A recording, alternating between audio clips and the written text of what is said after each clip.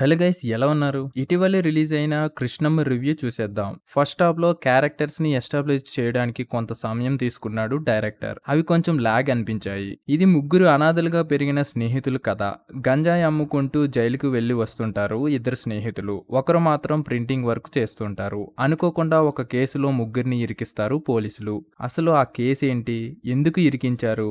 వాళ్ళు రివెంజ్ తీసుకున్నారా? దాని వెనక ఉన్నది ఎవరు? అనేదే కథ. పర్ఫార్మెన్సెస్ విషయానికొస్తే సత్యదేవ్ జీవించేశాడని చెప్పాలి. మిగతా వాళ్ళు తమ పరిధి మేరకు నటించారు. కాకపోతే ఇటువంటి రివెంజ్ స్టోరీలు చూసినట్టే ఉంటుంది ఇదివరకు. కొత్త పాయింట్స్ అయితే ఏమీ లేవు. కానీ పోలీసుల విషయంలో కొన్ని డైలాగ్స్ వావ్ అనిపించాయి. ఒక పోలీస్ అవ్వాలంటే ఏ అర్హతలు ఉండాలి? ఫిట్నెస్, ఇంటెలిజెన్స్ అలా కొన్ని ఉంటాయి. కానీ మంచోడా కాదా అని ఎందుకు అడగరు అనే డైలాగ్ బాగుంది. ఈ సినిమా వన్ టైం వాచబుల్ అని చెప్పొచ్చు. ఈ రివ్యూ గానీ మీకు నచ్చినట్లయితే please subscribe to Rummy tiles.